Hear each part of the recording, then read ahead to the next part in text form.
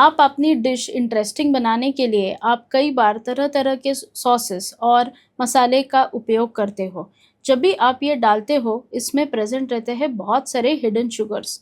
तो आज बात करते हैं कि ऐसे कौन से हिडन शुगर्स हैं, जो डायबिटिक पेशेंट्स को अवॉइड करने हैं।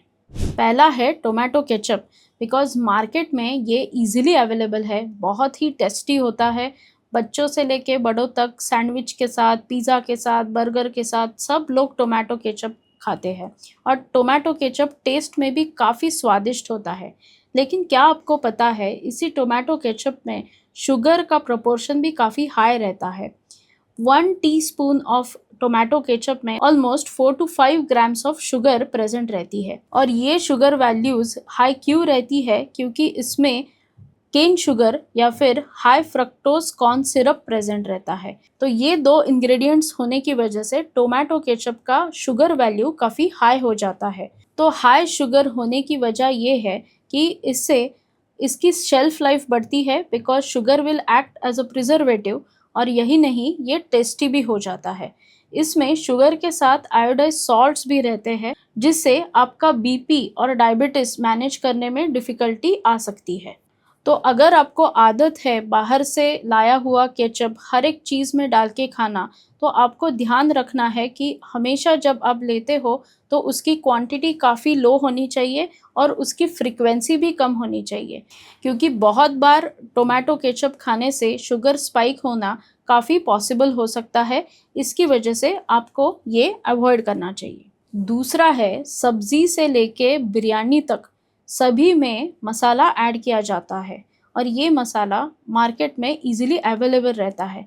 लेट इट बी गरम मसाला, मैगी मसाला या फिर छोले मसाला, राजमा मसाला, कौन सा भी आप मसाला चूज़ करो, सब में शुगर प्रेजेंट रहता ही है।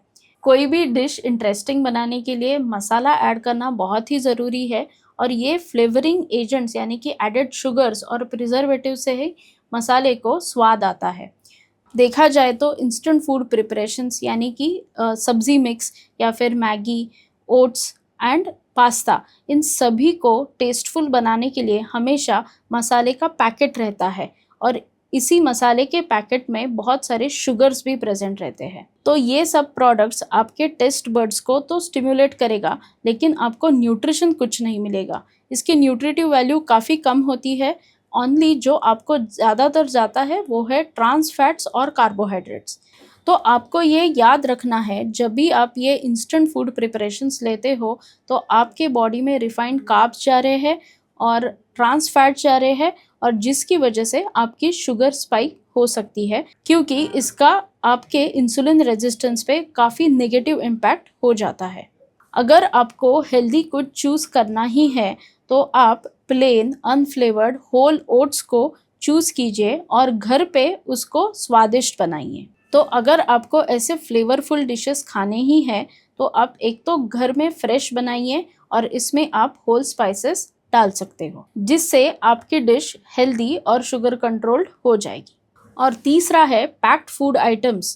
पैक्ड फूड यानी कि वेफर्स, चिप्स या फिर chivda, biscuits, cream biscuits, wafer biscuits, इन सभी में शुगर्स तो एडेड रहते ही है। उसको इंटरेस्टिंग बनाने के लिए, उसको फ्लेवरफुल बनाने के लिए और उसका शेल्फ लाइफ बढ़ाने के लिए प्रिजर्वेटिव्स और पाम ऑयल भी यूज़ किया जाता है और इन्हीं सब वजह से उसका कैलोरी कंटेंट भी इंक्रीज़ होता है।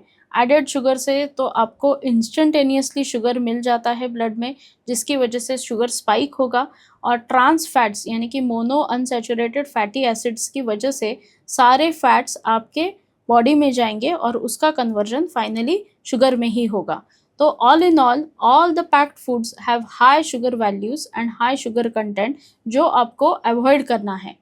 तो अगर आपको कुछ हेल्दी ऑप्शंस ट्राई आउट करने ही हैं तो आप होल व्हीट कुकीज़ या फिर मिलेट कुकीज़ ट्राई कर सकते हो, लेकिन आपको ध्यान रखना है कि उसके लेबल में एडेड शुगर नहीं है, ऐसा चेक करना है। तो अगर आपको ये इन्फॉर्मेशन यूज़फुल लगती है तो ऐसे प्रोडक्ट्स बाय करते समय आप हमेशा ध्यान दीजिए और उसका लेबल हमेशा पढ़ना।